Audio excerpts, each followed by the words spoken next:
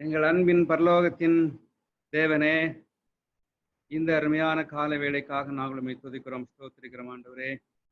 நாங்கள் உம்முடைய குடும்பத்தின் சகோதர சகோதரிகளாக, பிள்ளைகளாக, பேர பிள்ளைகளாக உம்முடைய சமூகத்திலே வரத்தக்கதான கிருபை கொடுத்ததுக்காக ஸ்தோத்திரம், ஸ்தோத்திரம் ஆண்டவரே. நீர் எங்களுடைய வாழ்க்கையில் செய்கிற நன்மைகளுக்காக, கிருபைகளுக்காக, ஆசீர்வாதங்களுக்காக, ஈவுகளுக்காக ஸ்தோத்திரம், ஸ்தோத்திரம், ஸ்தோத்திரம் ஆண்டவரே. நாங்கள் சுகத்தோடு இருப்பது, பலத்தோடு இருப்பது, அப்பா உயிரோடு இருப்பது, ஜீவனோடு இருப்பது உம்முடைய கிருபை ஆண்டவரே. நிலைத்து நிற்பதும் உம்முடைய கிருபை ஆண்டவரே. எல்லாவற்றையும் விசுவாசித்து கர்த்தாவே உள்ளத்தின் ஆழத்திலிருந்து உம்மை துதிக்கிறோம், துதிக்கிறோம். இசப்பா நமக்கு ஸ்தோத்திரம், ஸ்தோத்திரம் ஆண்டவரே. இந்த ஆராதனை முழுவதுமாய் நாமத்துக்கு மகிமையாய் நாங்கள் நடத்த கிருபை தாருங்கப்பா. அதில் செயல்பட எல்லா மக்களையும் ஆசீர்வதிங்கப்பா. கர்த்தாவே, இந்த ஆராதனையுடைய தொடக்கம் முதல் முடிவரை நீர் இருந்து நாங்கள் நாமத்தை மையப்படுத்த நீ கிருபை தர வேண்டும் என்று எங்கள் ஒரே கர்த்தர் மீட்பெருமா இயேசு கிறிஸ்து மூலம் வேண்டிக் கொள்கிறோம் எங்கள் ஜீவனுள்ள பிதாவே, ஆமேன். அர்ப்பணித்தேன் என்னை முற்றிலுமாய் அற்புத நாதாவும் கரத்தில், அனைத்தும் உமக்கே சொந்தம் என்று அன்பரே என்னையே தத்தம் செய்தேன். அனைத்தும் கிறிஸ்துவுக்கே எந்த அனைத்தும் அர்ப்பணமே, அனைத்தும் கிறிஸ்துவுக்கே எந்த அனைத்தும் அர்ப்பணமே. என் முழு தன்மைகள் ஆவல்களோ அனைத்தும் கிறிஸ்துவுக்கே. என் முழு தன்மைகள் ஆவல்களோ அனைத்தும் கிறிஸ்துவுக்கே. என் எண்ணம் போல நான் அலைந்தேனே, என்னை தடுத்திட யாரும் இல்லை. என் எண்ணம் போல நான் அலைந்தேனே, என்னை தடுத்திட்டதாரும் இல்லை. உம் சிலுவை அன்பை சந்தித்தேனே, நொறுங்கி வீழ்ந்தேனே உம் பாதத்தில். அனைத்தும் கிறிஸ்துவுக்கே எந்த அனைத்தும் அர்ப்பணமே, அனைத்தும் கிறிஸ்துவுக்கே எந்த அனைத்தும் அர்ப்பணமே. என் முழு தன்மைகள் ஆவல்களோ அனைத்தும் கிறிஸ்துவுக்கே. என் முழு தன்மைகள் ஆவல்களோ அனைத்தும் கிறிஸ்துவுக்கே. ஐம்புலன்கள் யாவும் அடங்கிட ஐம்பெரும் காயங்கள் ஏற்றநாதா. ஐம்புலன்கள் யாவும் அடங்கிட ஐம்பெரும் காயங்கள் ஏற்றநாதா. வான்பூவி கிரகங்கள் ஆள்பவரே, என்னையும் ஆண்டிட நீரே வல்லோர். அனைத்தும் கிறிஸ்துவுக்கே எந்த அனைத்தும் அர்ப்பணமே, அனைத்தும் கிறிஸ்துவுக்கே எந்த அனைத்தும் அர்ப்பணமே. என் முழு தன்மைகள் ஆவல்களோ அனைத்தும் கிறிஸ்துவுக்கே. என் முழு தன்மைகள் ஆவல்களோ அனைத்தும் கிறிஸ்துவுக்கே. என் வாழ்வில் இழந்த நன்மைக்கீடாய் எஞ்சிய நாட்களில் உழைப்பேனே. என் வாழ்வில் இழந்த நன்மைக்கீடாய் எஞ்சிய நாட்களில் உழைப்பேனே. நீர் தந்த ஈவு வரங்கள் யாவோ உன் பணி சிறந்திட முற்றும் தந்தே. அனைத்தும் கிறிஸ்துவுக்கே எந்த அனைத்தும் அர்ப்பணமே, அனைத்தும் கிறிஸ்துவுக்கே எந்த அனைத்தும் அர்ப்பணமே. என் முழு தன்மைகள் ஆவல்களோ அனைத்தும் கிறிஸ்துவுக்கே. என் முழு தன்மைகள் ஆவல்களோ அனைத்தும் கிறிஸ்துவுக்கே. இப்பொழுது செய்திக்கு நேராக ஒரு சில காரியங்களை ஆண்டவர் நமக்கு இன்னைக்கு வெளிப்படுத்தும்படியாக நம்ம எல்லாரும் ஆண்டவரிடத்துல ஜெபத்தோடு காத்திருப்போம். மத்தேயு 6ஆம் அதிகாரம் 4ஆம் வசனம் யாராவது வாசிக்கலாமா? அப்பொழுது அந்தரங்கத்தில் பார்க்கிறவன் உன் பிதா தாமே உனக்கு வெளியரங்கமாய் பலன் அளிப்பார். ஆமென். அந்தரங்கத்தில் பார்க்கிற உன் பிதா தாமே உனக்கு வெளியரங்கமாய் பலன் அளிப்பார். இந்த வசனம் இந்த அதிகாரத்துல 3 முறை வருது. 6ஆம் அதிகாரம் 6ஆம் வசனத்தின் கடைசி பாகத்துல அப்பொழுது அந்தரங்கத்தில் பார்க்கிற உன் பிதா வெளியரங்கமாய் உனக்கு பலன் அளிப்பார். 18ஆம் வசனத்திலையும் அந்தரங்கத்தில் பார்க்கிற உன் பிதா உனக்கு வெளியரங்கமாய் பலன் அளிப்பார். ஆனா இந்த ஒரு வசனத்துல மட்டும் உன் பிதா தாமே உனக்கு வெளியரங்கமாய் பலன் அளிப்பார். உன் பிதா தாமே அப்படின்னு சொல்லி இதுல போட்டிருக்குது. இப்ப மனிதர்களை மனுஷங்க நமக்கு உதவி செய்ய வைக்கிறதுக்கு தேவனால முடியும். ஏன்னா எத்தனையோ முறை நம்ம நான் நிறைய விதங்கள் அனுபவிச்சிருக்கிறேன். மனிதர்கள் மூலமாக ஆண்டவர் நமக்கு நிறைய காரியங்களை நிறைய நன்மைகளை செய்திருக்கிறார். ஆனா ஆண்டவரிடத்திலிருந்து மட்டும் நன்மையை பெறணும்னு சொல்லி தேவன் சில காரியங்கள்ல எதிர்பார்க்கிறார். ஆண்டவர் எல்லாவற்றையும் படைக்கும் போது அவரே எல்லாவற்றையும் சிருஷ்டித்தார். ஏசாயா 44:24 கூட நானே எல்லாவற்றையும் செய்கிற கர்த்தர், நான் ஒருவராய் வானங்களை விரித்து நானே பூமியை பரப்பினவர். அப்ப அவருக்கு யாருடைய உதவியும் தேவையில்லை. அவர் எந்த காரியத்தை செய்யணும்னாலும் அவரே செய்வாரு. அவரே நமக்கு சொல்கிறாரு, என்ன சொல்றாருன்னா, என் பிதா தாமே உங்களுக்கு வெளியரங்கமாய் பலன் அளிப்பார். ஆமேன், ஹல்லேலூயா. அவர் நமக்கு பர்சனலா தனியா சில காரியங்கள்ல ஆண்டவர் நமக்கு தர விரும்புகிறார். ஆமேன். ஆதியாகமம் 22ஆம் அதிகாரத்தை நம்ம எடுத்துக்கொள்வோம். ஆதியாகமம் 22ஆம் அதிகாரம். அந்த சம்பவம் நமக்கு எல்லாருக்குமே தெரியும்.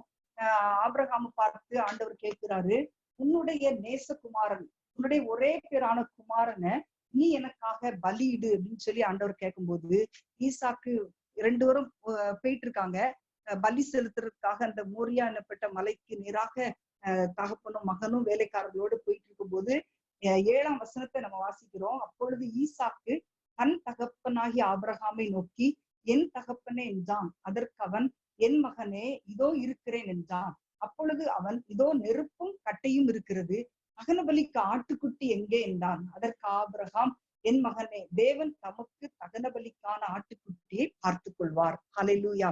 ஈசாக்கு தகப்பனிடத்துல கேட்கும் போது அவருடைய ஆபிரகாமுடைய ஃபீலிங்ஸ் எப்படி இருந்திருக்கும்ன்றது நம்ம எல்லாருமே கொஞ்சம் கெஸ் பண்ண முடியும். ஆனா எல்லாத்தையும் அடக்கி கொண்டுதான் அவர் பதில் சொல்றாரு, என் மகனே, தேவன் தமது தகன பலிக்கான ஆட்டுக்குட்டியை பார்த்து கொள்வார். அவருக்கு அப்ப அவ்வளவுதான் சொல்ல முடிஞ்சிச்சு. இத சொல்லும் போது ஆபிரகாமுக்கு தெரியும், ஆடு வேற யாரும் இல்லப்பா, நீதான் அப்படின்னு ஆபிரகாமால சொல்ல முடியல. ஆனா ஆபிரகாமுக்கு தெரியும், இவனைதான் நம்ம பலி செலுத்த போறோம்னு தெரியும். ஆனா மகன்கிட்ட சொல்ல முடியாது. பலிபீடத்துல கடத்தியாச்சு, கத்திய ஓங்கி பலி செலுத்துறதுக்கு வேகமா கையை நீட்டும் போது, ஆபிரகாமே பிள்ளையாண்டான் மேல் கைய போடாதேன்னு தடுத்து ஆண்டவர் சொல்லுகிறார், நீ தேவனுக்கு பயப்படுகிற 12ஆம் வசனத்துல, தேவனுக்கு பயப்படுகிறவன் என்று இப்பொழுது அறிந்திருக்கிறேன் அப்படின்னு சொல்லி ஆண்டவருடைய தூதனானவர் சொல்லுகிறார். தன்னோடு பேசின சத்தத்தை பாக்குறதுக்கு ஆபிரகாம் தன்னுடைய கண்களை ஏறெடுக்கிறான். அடுத்த வசனத்துல, ஆபிரகாம் தன் கண்களை ஏறெடுத்து பார்க்கும்போது இதோ பின்னாக புதரிலே தன் கொம்புகள் சிக்கி கொண்டிருந்த ஒரு ஆட்டுக்கடாவை கண்டான். ஹல்லேலூயா. அதை கண்ட உடனே, அதை பார்த்த உடனே அவன் 14ஆம் வசனத்துல சொல்லுகிறாரு, யெகோவா ஈரே அப்படின்னு சொல்லி அந்த இடத்துக்கு பேரிட்டு, கர்த்தருடைய பர்வதத்திலே பார்த்து கொள்ளப்படும். God will provide. ஹல்லேலூயா. இன்றைக்கு மிக நெருக்கடியான ஒரு சூழ்நிலையில் தான் நம்ம இருக்கிறோம். என்ன செய்வது, எப்படி சமாளிப்பது, எப்படி தொழிலை ஆரம்பிப்பது அப்படின்னு சொல்லி ஒரு குழப்பமான சூழ்நிலையில் தான் நம்ம இருக்கிறோம். ஆனா இவைகளின் மத்தியில ஆண்டவரே நமக்கு கொடுக்கிறார். அவரே அவசியமானதை நமக்கு கொடுக்கிறார். என்ன செய்வது, என்ன தெரியாது, என்ன எங்க போனோம் அப்படின்னு தெரியாம இருந்த ஆபிரகாமை போலதான் இன்னைக்கு நம்ம இருக்கிறோம். இவ்வளவுதான், இததான் நடக்க போகுது அப்படின்ற ஒரு எண்ணத்தோட நம்ம வாழ்ந்து கொண்டிருந்தா கூட ஆபிரகாமும் அப்படிதான் இருந்தாரு.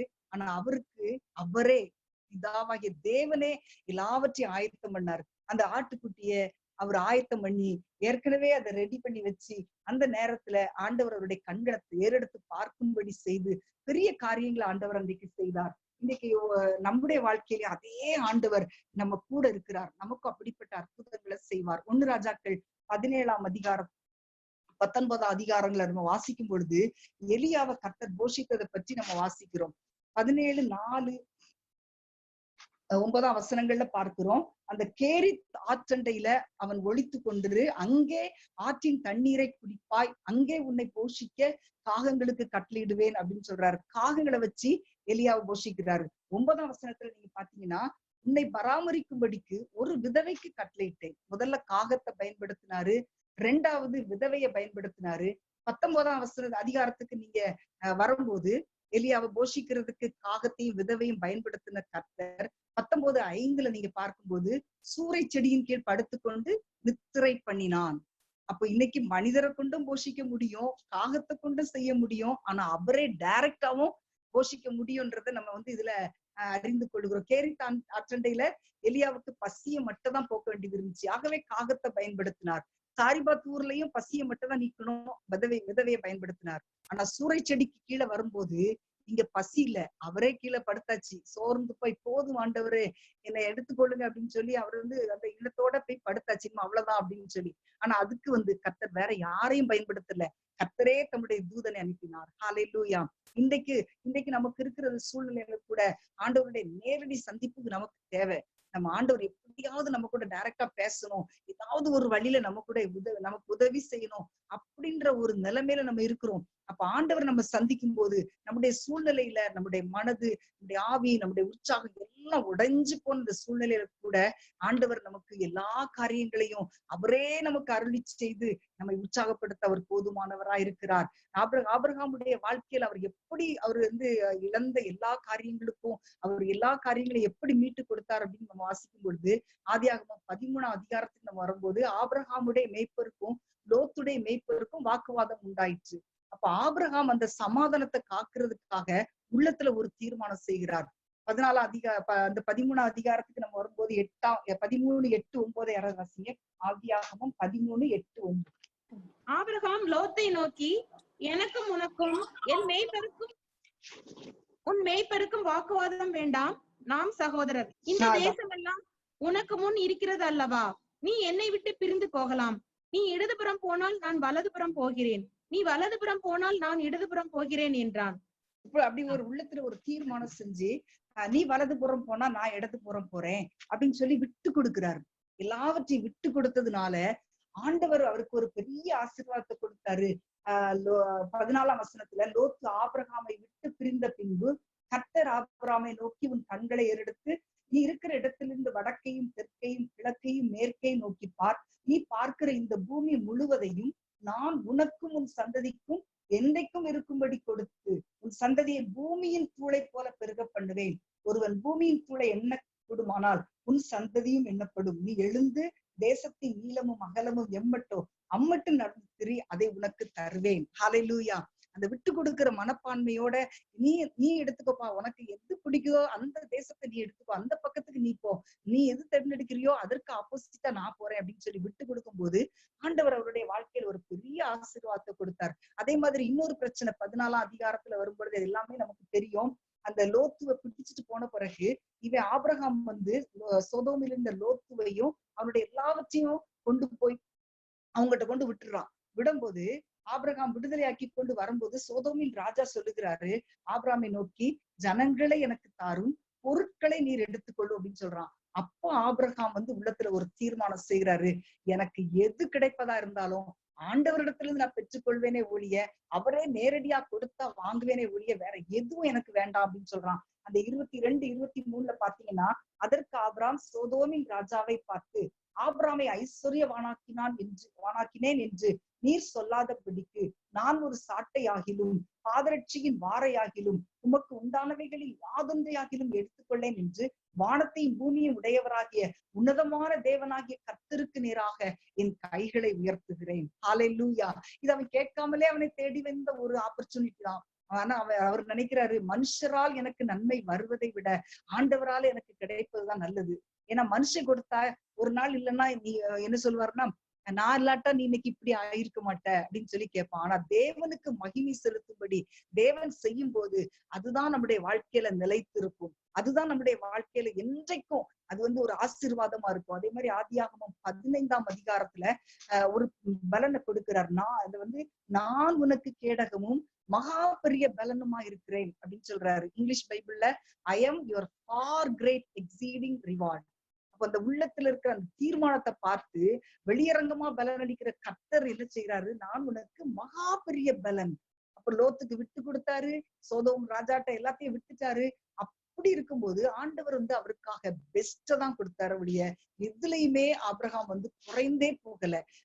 எதை விட்டு இப்ப நம்முடைய வாழ்க்கையில கூட எந்த காரியத்தை நம்ம விட்டு கொடுத்தாலும் நம்மள ஆண்டவர் குறைஞ்சு போகவே விட மாட்டார். இப்ப ஆண்டவர் கொடுப்பேன் அப்படின்னு சொன்ன உடனே ஆபிரகாம் நினைக்கிறான், வீட்டுல எனக்கு பிள்ளை இல்ல, எலியேசர் தான் இருக்கிறான் அப்படின்னு சொல்லிட்டு ஆண்டவர்கிட்ட கேக்குறாரு, ஆண்டவரே எனக்கு எலியேசர் தான் இருக்கிறா, இவனை ஆசீர்வதியும் அப்படின்னு சொல்லும் போது ஆண்டவர் சொல்றாரு, இல்ல உனக்கு ஒரு மகனை தருவேன், அவனைத்தான் ஆசீர்வதிப்பேன் அப்படின்னு சொல்றாரு. அப்ப எவ்வளவு ஆசீர்வதிப்பார் அப்படின்னு எவ்வளவு ஆசீர்வதிப்பீர் ஆண்டவரே அப்படின்னு ஆபிரகாம் கேட்கல. ஆண்டவரே அவனை வெளியே அழைத்து கொண்டு 5ஆம் வசனம், நீ வானத்தை அண்ணாந்து பார், நட்சத்திரங்களை உன்னால என்ன கூடுமானால் அவைகளை எண்ணு என்று சொல்லி பின்பு அவனை நோக்கி உன் சந்ததி இவ்வளவா இருக்கும். ஹல்லேலூயா. உன் சந்ததி இவ்வளவா இருக்கும் அப்படின்னு ஆண்டவர் எண்ண முடியாத எண்ணிக்கைக்கு மேலான ஒரு அற்புதத்தை அவனுக்கு வாக்கு கொடுக்கிறார். இப்ப மனுஷன் கொடுத்தா நமக்கு எண்ணிக்கைக்கு உரியதுதான் இருக்கும். ஆனா அவரே கொடுத்தாருன்னா அது எண்ணி முடியாததா இருக்கும். அநேக சமயங்கள்ல மனுஷங்க கொடுக்கிறது ஒரு லிமிட், அதுக்கு மேல அவங்களால உதவி செய்ய முடியாது. ஆனா ஆண்டவர் கொடுக்கும் போது நீங்க பாத்தீங்கன்னா அது நம்மளால நினைச்சு கூட பார்க்க முடியாத ஒரு ஆசீர்வாதமா இருக்கும். இந்த வாழ்க்கையில ஆண்டவர் நமக்கு கொடுத்திருக்கிற அனைத்து வாக்குத்தத்தங்களையும் மொத்தமா ஒரே நேரத்துல இன்னைக்கு வாக்குத்தத்தங்களை நிறைய கொடுத்திருக்காரு. ஆனா நிறைய நேரங்கள்ல நம்ம சோர்ந்து போறோம், ஆண்டவரே நிறைய வாக்குத்தத்தங்களை கொடுத்திருக்கீங்க ஆனா இன்னும் நிறைவேறலையே அப்படின்னு ஆனா ஆண்டவர் ஒரே நேரத்துல மொத்தமா அவ்வளத்தையும் நிறைவேற்றி காண்பிக்க வல்லமை உள்ளவர். அவருக்கு அவ்வளவு பலன் உண்டு, அவ்வளவு வல்லமை உண்டு. ஹல்லேலூயா. ஆண்டவர் ஆபிரகாமுக்கு இடம் கொடுத்தாரு, பிள்ளை கொடுத்தாரு, சீமானாய் மாற்றினார். ஆனா இது எல்லாத்தையும் விட ஆண்டவர் செய்த ஒரு பெரிய ஆசீர்வாதம் என்னன்னா, இவன் என்னுடைய சிநேகிதன் அப்படின்னு ஆண்டவர் அவனை அங்கீகரிக்கிறார். கர்த்தர் தாமே அவருடைய கரத்தினால கொடுக்கிற மேன்மைகள், அந்த ஆசீர்வாதங்களால் நீங்க பாத்தீங்கன்னா அது உண்மையிலே நம்முடைய வாழ்க்கையிலையும் ஆண்டவர் செய்யும்படி ஒப்பு கொடுக்கும் போது, ஆண்டவர் நீரே எனக்கு நீங்க தான்ப்பா செய்யணும், நீங்க தான்ப்பா எனக்கு எல்லாமே செய்யணும், நீங்க தான் எனக்கு எல்லாம் அப்படின்னு நம்ம ஆண்டவருடைய கரத்துல முற்றிலுமா ஒப்பு கொடுக்கும் போது நம்முடைய வாழ்க்கையில தேவன் பெரிய காரியங்களை செய்வார். எண்ணி முடியாத அற்புதங்களை ஆண்டவர் செய்வார். ஹல்லேலூயா, ஹல்லேலூயா, ஹல்லேலூயா. 2வது ரூத்துடைய வாழ்க்கையை நம்ம பார்க்கிறோம். ரூத் 2ஆம் அதிகாரத்துக்கு நம்முடைய வேதத்தை திருப்பிக் கொள்வோம். ரூத்தினுடைய வாழ்க்கையில கர்த்தர் அவளை பார்க்கிறார். அவளுக்குள்ள இருக்கிற ஒரு வாஞ்சை, இந்த கர்த்தர் தான் உண்மையான தேவன்.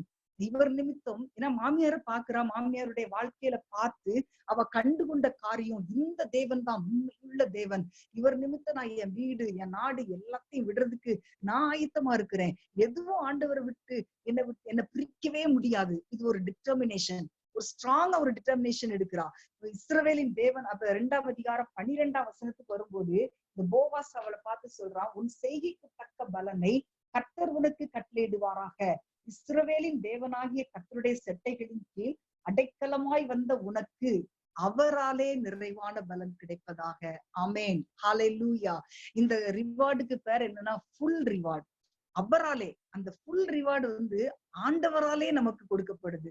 எந்த ஒரு மனுஷன் அதை கொடுக்க முடியாது. ரூத்தினுடைய வாழ்க்கையை நம்ம பார்க்கும் பொழுது ரூத்தினுடைய வாழ்க்கை ஒண்ணுமே இல்லாத வாழ்க்கை. அவளுக்கு இருந்த வாழ்க்கை, கணவனை இழந்தா, எல்லாவற்றையும் இழந்து அவளுடைய உள்ளத்துல கடைசியில ஆண்டவரை தவிர மேல எனக்கு ஒண்ணுமே இல்லை அப்படின்ற உறுதியை அவ எடுத்த பொழுது, அந்த தீர்மானத்தை அவ எடுத்த பொழுது கர்த்தர் அதை பார்த்து வெளியரங்கமா பலன் கொடுக்கிறார். ஹல்லேலூயா, ஹல்லேலூயா. 62:3ஆம் வசனத்துல அந்த நாட்டுக்கு இஸ்ரவேல் தேசத்துக்கு எல்லாரும் வந்துடுறாங்க. வந்த உடனே அடுத்த நாள்ல ஆகாரத்துக்கு ஏதாவது ஒண்ணு வேலை செஞ்சுதான் ஆகணும். 3ஆம் வசனத்துல பார்க்கிறோம், தற்செயலாய் அவளுக்கு நேரிட்ட நிலம். இது தற்செயலாய் நேரிட்ட நிலம் போவாசுடையதா இருந்தது அப்படின்னு நம்ம வாசிக்கிறோம். ஆனா தற்செயலாய்னா ஒரு ஆக்சிடென்ட் கிடையாது.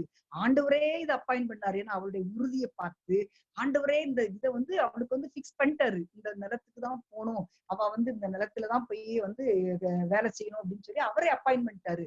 அப்போ நம்ம அந்த நிலத்துக்கு நேராக அவ போகும்போது அவளுடைய கால்களை ஆண்டவரே வழி நடத்தி கொண்டு போறாரு. இப்ப ஒரு மனுஷன் நம்மளுக்கு ஒரு இடத்துக்கு ஒரு வேலை இருக்கு அப்படின்னு சொன்னா ஒரு அட்ரஸ கொடுத்து போக சொல்வாரு. ஆனா கர்த்தர் என்ன செய்வாருன்னா நமக்கு தெரியாமலே நம்முடைய கால்களை அப்படியே நடத்துவார். அந்த இடத்திற்கு அவ போயிட்டா, ஆண்டவர் நடத்தி கொண்டு போற இடத்துக்கு அவ போயிட்டா. கர்த்தரே அவளுக்கு எல்லாத்தையும் கொடுக்க ஆரம்பிக்கிறார். நீங்க பாத்தீங்கன்னா 2ஆம் அதிகாரம் 14ஆம் வசனத்துல அன்னைக்கு அவ சாப்பிடணும். அந்த 14ஆம் வசனத்துல அவன் சொல்றான், நீ இங்கே இந்த அப்பத்திலே புசித்து காடியிலே உன் துணிக்கை தோய்த்துக்கொள் என்றான். அப்ப அவளுக்கு வருத்த கோதுமையை கொடுக்கிற, அவள் சாப்பிட்டு திருப்தி அடைந்து மீந்ததை வைத்துக் கொண்டாள். ஹல்லேலூயா. அன்னைக்குள்ள சாப்பாடுக்கு அவளுக்கு கிடைச்சிச்சு, மீதிய நகோமிக்காக எடுத்து வைத்துக் கொண்டாள். முதல்ல பசிய மாற்றினாரு. 2ஆம் அதிகாரம் 21ஆம் வசனத்துல அவர் சொல்றாரு, இப்ப அடுத்த நாள்லாம் வேலைக்கு இன்னைக்கு முடிஞ்சிச்சு, நாளைக்கு என்ன அப்படின்னு யோசிக்கும் போது அவனே சொல்றான், என் அற்பெல்லாம் அறுத்து தீர் மட்டும் நீ இங்கே இரு அப்படின்னு சொல்றாரு. அப்ப நாளைக்காக குழம்புக்கு நாளைக்கு என்ன பண்ணுவோம், நாளைக்கு சாப்பாட்டுக்கு நம்ம என்ன பண்ணுவோம் அப்படின்னு அவ குழம்ப வேண்டிய அவசியமே இல்லாம போயிடுச்சு. அதே மாதிரி 3ஆம் அதிகாரத்துக்கு வரும்போது நகோமி அவளுக்கு ஒரு காரியத்தை செய்யறா. அவ வாழ்ந்து சுகமா இருக்கும்படி நான் உனக்கு சௌக்கியத்தை தேடாதிருப்பேனோ அப்படின்னு சொல்லி அவ ஒரு சில ஆலோசனைகளை கொடுக்கும் போது 3ஆம் அதிகாரம் அவ போறா, அந்த களத்துக்கு போறா. அந்த மாமியார் சொன்னபடியே செய்யும் பொழுது அவன் சொல்றான், 3ஆம் அதிகாரம் 17ஆம் வசனம் இல்ல 10ஆம் வசனம், அப்பொழுது அவன், மகளே நீ கர்த்தரால் ஆசீர்வதிக்கப்படுவாயாக, நீ தரித்திரர்களின் பிறகே போகாததினால் உன் முந்தின நற்குணத்தை பார்க்கிலும் உன் பிந்தின நற்குணம் பெரிதா இருக்கிறது, உத்தமமா இருக்கிறது. இப்போது மகளே நீ பயப்படாதே, உனக்கு வேண்டியபடி எல்லாம் நான் செய்வேன், நீ குணசாலி என்பதை ஊரார் எல்லாரும் அறிவார்கள். ஹல்லேலூயா. அப்ப அவன் என்ன செய்யறான்னா, உன் மாமியார் அன்னைக்கு நீ வெறுமையா போக வேண்டாம் அப்படின்னு சொல்லி 6 படி வார்கோதுமையை கொடுக்கிறாரு. 4ஆம் அதிகாரம் 10ஆம் வசனத்துல பாத்தீங்கன்னா, கணவனை இழந்து நின்ற ரூத்துக்கு சட்டபூர்வமா திருமணமே நடக்குது. அவளுடைய வாழ்க்கையை ஆண்டவர் படிப்படியா உயர்த்தி கொண்டே வருகிறார். அவளுக்கு ஒரு நல்ல வாழ்க்கையை கொடுக்கிறார். 4ஆம் அதிகாரம் 14ஆம் வசனத்துல பாருங்க, குழந்தையை கொடுக்கிறார். பெண்கள் இன்னைக்கு பைபிள்ல பாத்தீங்கன்னா பெண்களுடைய பெயருடைய புஸ்தகம் 2 தான், ரூத்து, எஸ்தர். அப்ப அதே மாதிரி சரித்திரத்துல ஒரு முக்கியமான நபராக மாறுற வரைக்கும் ஆண்டவரே ரூத் ஆசீர்வதித்தார். போவாஸ் சொன்னது போல, உனக்கு அவராலே நிறைவான பலன் பிள்ளைய கொடுக்கிறாரு. அந்த வேதத்துல ஒரு புத்தகமே அவ பேர்ல எழுதும்படி வைக்கிறார். எல்லாத்துக்கும் மேலா ஆண்டவர் மோவாபை குறித்து சொல்லியிருந்தார், மோவாபியர் கர்த்தருடைய சபைக்கு உட்படலாகாது, இது நடக்கவே கூடாது அப்படின்னு சொல்லி தேவன் சொல்லி இருந்தார். ஆனா ரூத்துக்கு வெளியரங்கமான ஒரு பலன் எப்படி கொடுத்தாருன்னா, நடக்கவே கூடாது அப்படின்னு சொல்லி தேவன் சொன்னதுதான். ஆனா ரூத்துக்காகவே நடந்தது. வேற யார் நினைச்சிருந்தாலும் அவளுக்கு வேலை வாங்கி கொடுத்திருக்க முடியும், அவளுக்கு சாப்பாடு கொடுத்திருக்க முடியும், வீடு கட்டி கொடுத்திருக்க முடியும். ஆனா அவளை தேவனுடைய சந்ததியில அந்த பட்டியல்ல இடம்பெறதுக்கு செய்ய வேற யாராலையும் முடியாது. அது ஆண்டவர் ஒருவராலதான் முடியும். ஹல்லேலூயா, ஹல்லேலூயா. ஆண்டவர் நமக்கு கொடுக்கிற கனம், அந்த உண்மையிலே நீங்க பாத்தீங்கன்னா ஆண்டவர் கொடுக்கிற கனம் வித்தியாசம், ஆண்டவர் கொடுக்கிற ஐஸ்வர்யம் வித்தியாசம், ஆண்டவர் கொடுக்கிற மேன்மை வித்தியாசம். எவரையும் மேன்மைப்படுத்தவும் பலப்படுத்தவும் அவருடைய கரத்தினால் ஆகும். ஆமேன், ஹல்லேலூயா. நம்ம மேன்மைப்படுத்தணுமா, நம்மளை பலப்படுத்தணுமா, நம்மளை உயர்ந்த ஸ்தானத்துல நிறுத்தணுமா, அது அவருடைய கரம் தான் நமக்கு செய்ய முடியுமே ஒழிய வேற யாரும் நம்மளை உயர்த்த முடியாது. வேற யாரும் நம்மளை மேன்மைப்படுத்த முடியாது.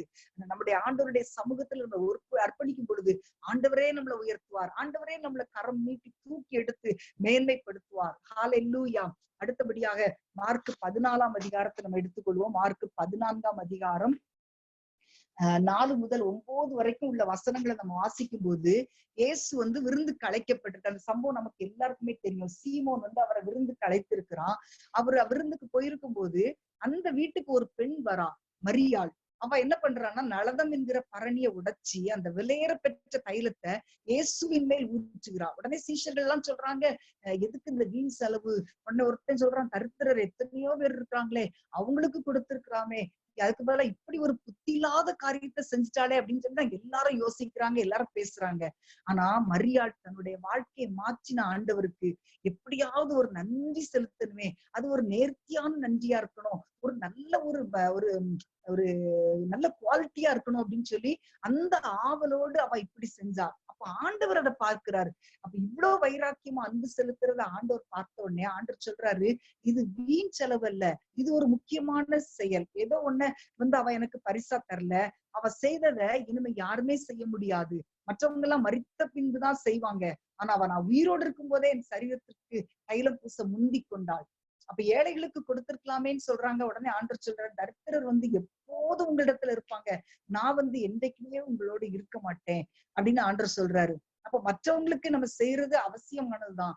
இன்னைக்கு செய்யலாம், நாளைக்கு செய்யலாம். ஆனா இயேசுவுக்கு செய்வது அவ்வளவு யோசிக்கிறா. இயேசுவுக்கு செய்யறது இப்போதான் செய்ய முடியும், இப்போதான் நமக்கு சரியான நேரம். இது ஒரு சாதாரண செயல் அல்ல. அவ செஞ்சது சரியான நேரத்துல சரியான செயலை செஞ்சா. இது ஒரு பாராட்டுதலுக்குரிய செயல் தான். அப்ப 9ஆம் வசனத்துல ஆண்டவர் சொல்கிறார், அவரே அவளுக்கு ரிவார்டு கொடுக்கிறார். என்ன சொல்றாருன்னா, இந்த சுவிசேஷம் உலகத்தில் எங்கெங்கே பிரசங்கிக்கப்படுமோ அங்கங்கே இவளை நினைப்பதற்காக இவள் செய்ததும் சொல்லப்படும். ஹல்லேலூயா. இவ செய்தது நினைவு கூற வேண்டிய செயல். ஹல்லேலூயா. ஆனா ஆண்டவரே அந்த ரிவார்டை கொடுக்கிறாரு.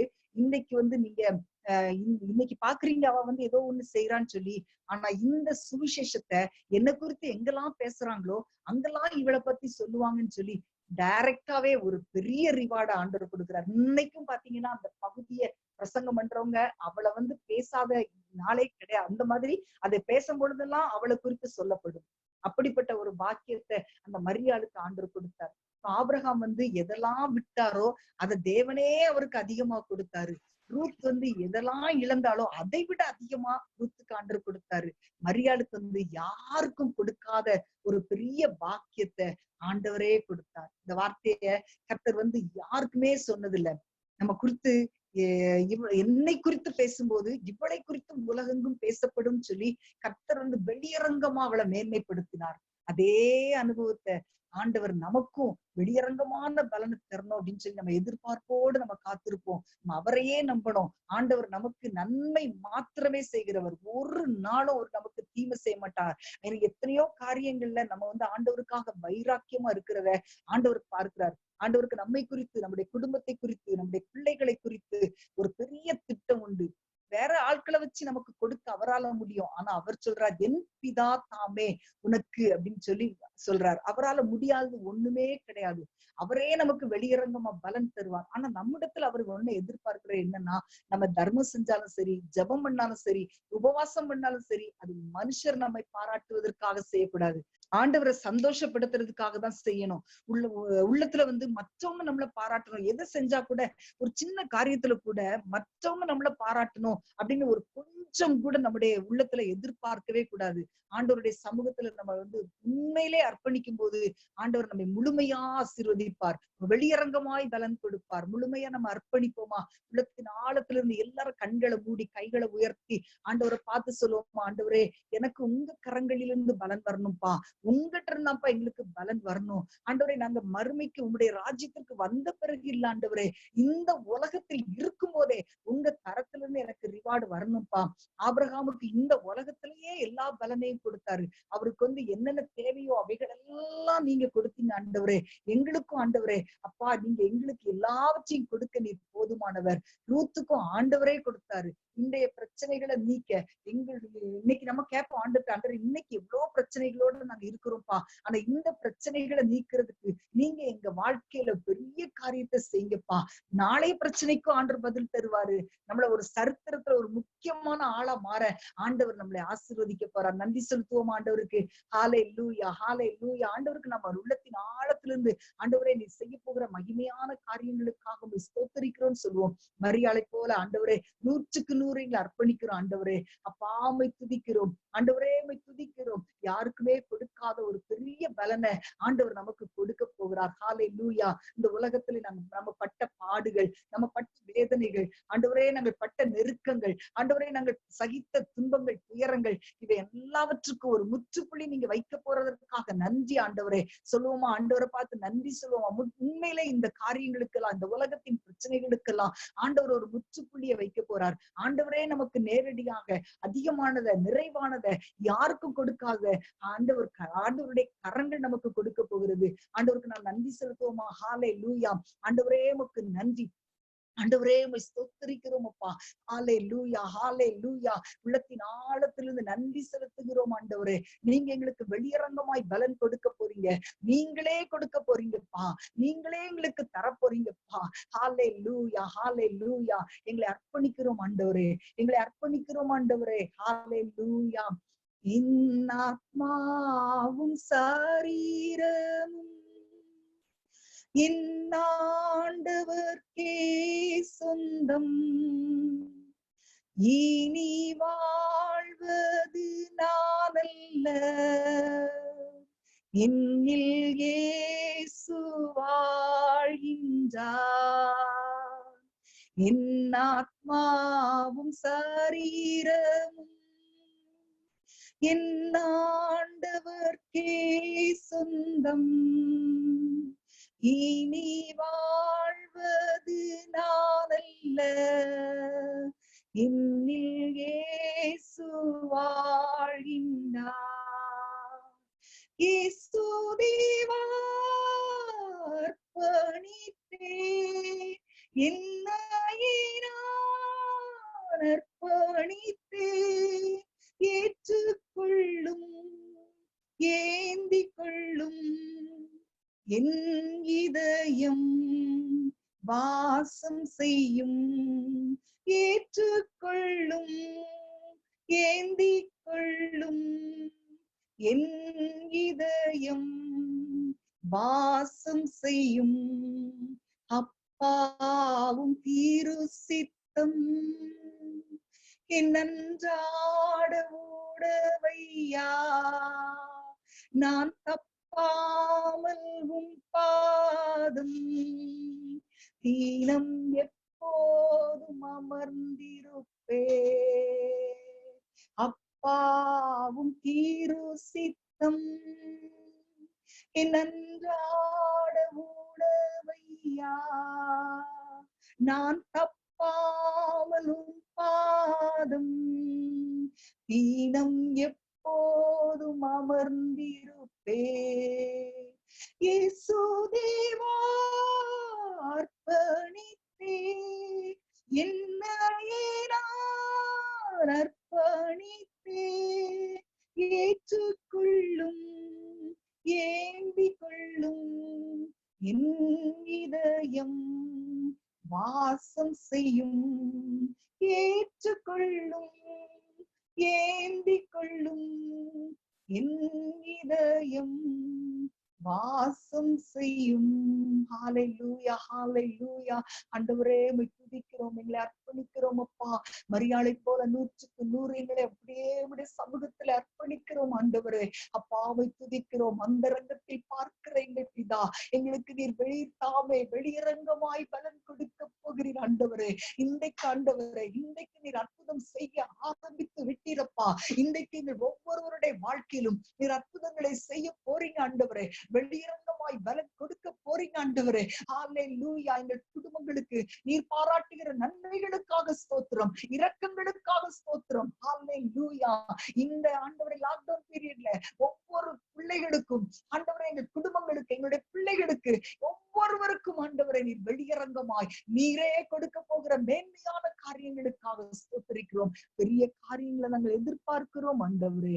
மேன்மையான காரியங்களை எதிர்பார்க்கிறோம். பெரிய காரியங்களை செய்யுங்கப்பா. துதி கன மகிமை எல்லாம் நமக்கு செலுத்துகிறோம். இயேசுவின் நாமத்தில் பிதாவே, ஆமென்.